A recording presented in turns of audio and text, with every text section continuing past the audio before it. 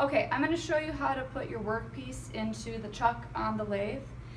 Today we're just going to be facing this part, so I don't need to have a lot of stick out. I just want enough that I can machine the face and then file the edge. So the first thing that I need to do is, I'm actually going to turn on the work light just so it's a little bit easier to see. Turn that on. Work light is on. My e-stop is punched in, so the power is not on. I just released it.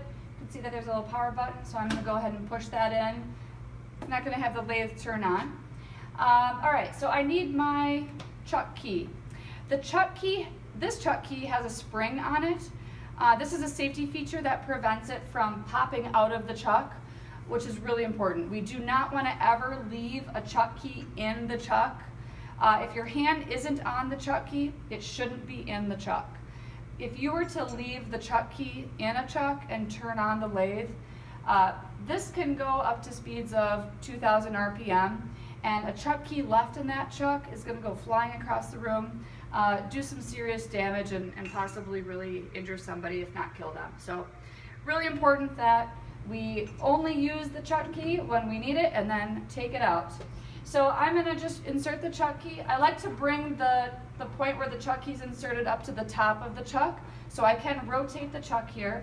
And then as I turn it counterclockwise, the 3-jaw chuck, the 3 jaws open up at the same time. So I'm just going to open it up enough so that I can fit in my workpiece. I'm going to make sure that my workpiece is free of chips.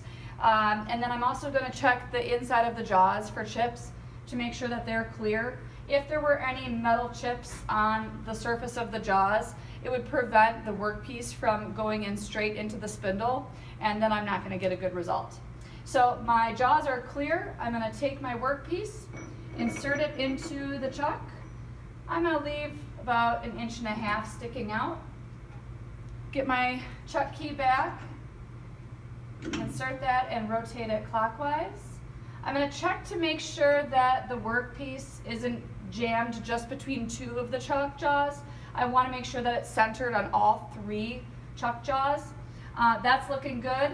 So it's as tight as I can get it from this angle, but I'm in a really bad position right now to really tighten it up. I'll rotate it so you can kind of see I'm kind of coming at it on an angle. So what I'm going to do is I'm going to reposition the chuck key so that I can stand facing the chuck head on. And I know it's going to be really hard for you to see from this angle, but I want my arms to be really nice and straight.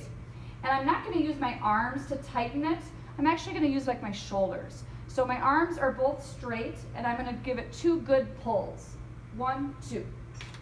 So that should get our workpiece nice and snug in the chuck, and now we're ready to continue with our machining.